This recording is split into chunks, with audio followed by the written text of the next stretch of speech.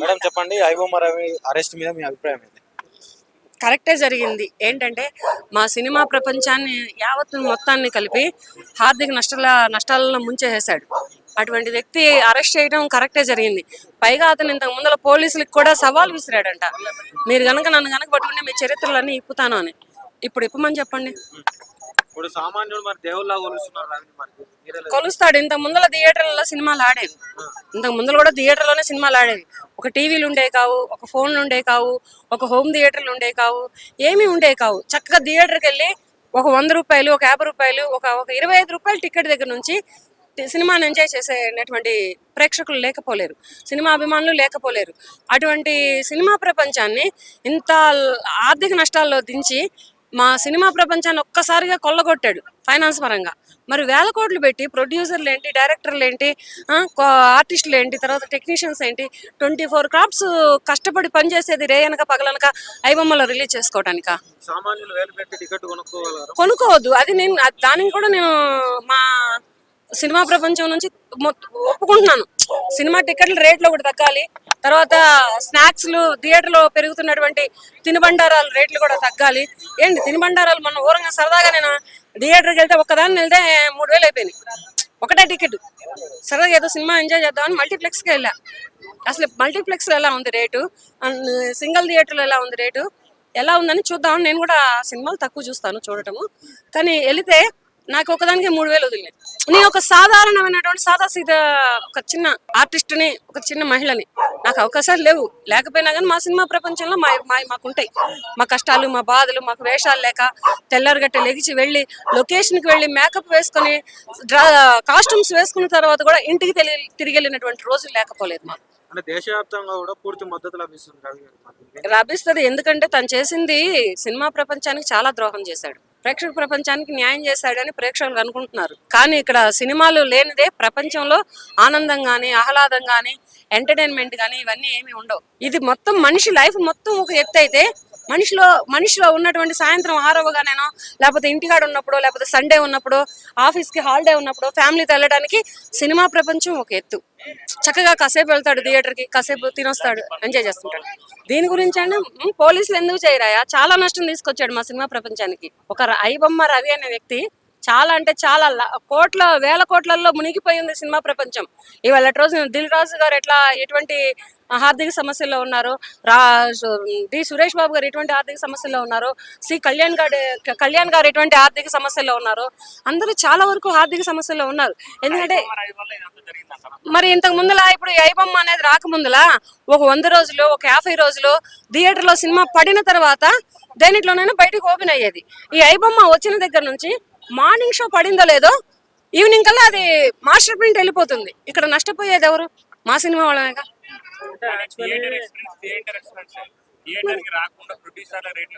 ఆహా, దానికి కూడా నేను ఒప్పుకుంటున్నాను కదా.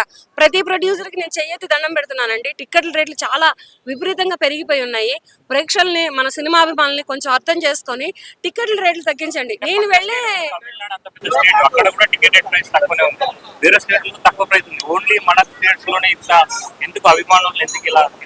పక్క స్టేట్లలో తొందరగా ఐబొమ్మను రానివ్వరుగా, ఆడ ఖండిస్తారుగా. పక్క స్టేట్లలో ఏ స్టేట్లలోనైనా ఐబొమ్మ అనే దాన్ని అక్కడ రానివ్వరు. వాళ్ళు మొత్తం ఒక ఐక్యతతో ఉంటారు. ఆ ఐక్యత ఇప్పుడు మన తెలుగు ఇండస్ట్రీలో వచ్చింది. అదర్ లాంగ్వేజ్ లో ఉన్న ఐక్యత ఇప్పుడు మన తెలుగు ఇండస్ట్రీలో వచ్చింది. ఐబొమ్మ రవి మీద నిర్మాతలే ఫిర్యాదు చేశారు కానీ ప్రజలు ఎవరు చేయరు. మరి నిర్మాతలు చేస్తేనే మాకు పని దొరికిద్ది. నిర్మాతే మాకు పనిస్తాడు, నిర్మాతే మాకు డబ్బులు ఇస్తాడు, నిర్మాతే మాకు అన్నం పెడతాడు, నిర్మాతే మా సినిమా వాళ్ళ 24 క్రాఫ్ట్స్ లో 23 క్రాఫ్ట్స్ కూడా దేవుడు. చాలా మంది మేధావులు చెప్తా ఉన్నారు, ఏమనంటే అందరికి దొరికేది ఇప్పుడు అలా చూస్తలేదు. టికెట్ ప్రభావం చాలా పెరిగింది. టికెట్ ప్రభావం బేసికలీ ఫ్యాన్స్ ని అంటే ఎట్లా మాకు ఫ్యాన్ బేస్ ఉంది, ఇంత మంది వస్తారు, ఇంత ఒక టికెట్ 1000 రూపాయలు పెంచినా కూడా కొన్ని కోట్లు వస్తే మాకు సంపాదించుకోనికే అనే లూప్ హోల్ ఒక పట్టుకొని సంపాదించుకుంటూ. అందుకే అయ్యా సంపాదన గురించి ఎవరు మాట్లాడొద్దయ్యా. టాలెంట్ ఎవడబ్బ సొత్తు కాదు. టాలెంట్ అనేది ఎవడబ్బ సొత్తు కాదు. ఎవడ టాలెంట్ వాడు నిరూపించుకుంటాడు.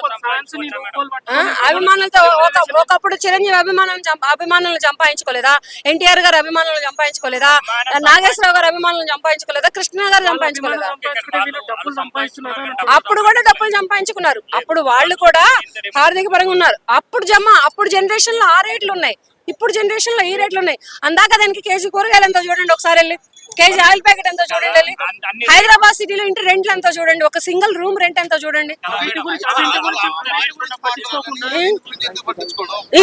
పట్టించుకోకుండా బేసికలీ సామాన్య ప్రజలు పడే కష్టాల గురించి పట్టించుకోకుండా సామాన్య ప్రజలు పడే కష్టాలు సినిమా వాళ్ళు ఎందుకు పట్టించుకుంటారయ్యా? ఏమన్నా వరదలు వస్తేనో లేకపోతే ఏవైనా కొట్టుకుపోతేనో, వరదల్లో కొట్టుకుపోతేనో అప్పుడు వచ్చి పట్టించుకుంటారు. మా ఏదైనా ఇప్పుడు ఏంటివో కరోనా లాంటి రోగాలు వస్తేనో అప్పుడు వచ్చి పట్టించుకుంటారు ప్రజలు. అప్పుడు డొనేట్ చేస్తారు, వాళ్ళకై వాళ్ళు వచ్చి పంచరు. గవర్నమెంట్ కి డొనేట్ చేస్తారు, ఆ గవర్నమెంట్ ప్రజలకు పంచుతుంది ఏదైనా.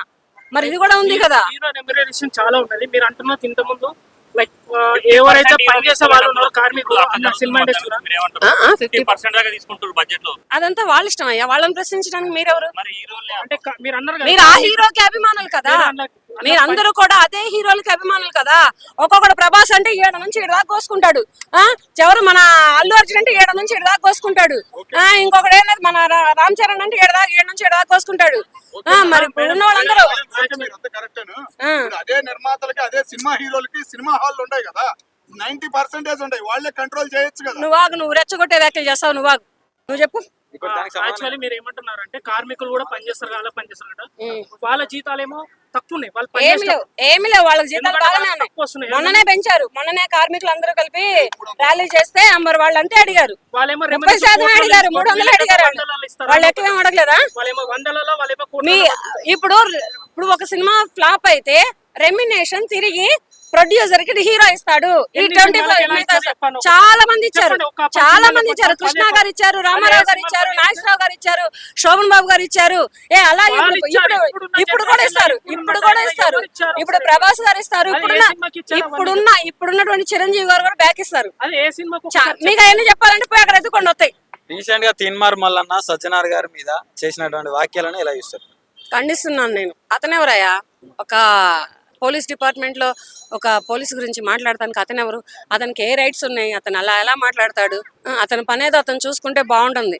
అతను ఒక చిన్న యూట్యూబర్, ఒక చిన్న టీవీ ఛానల్, అతను చూసుకు ఆయన సజ్జనార్ అనే అంతటి వ్యక్తి ఆయన.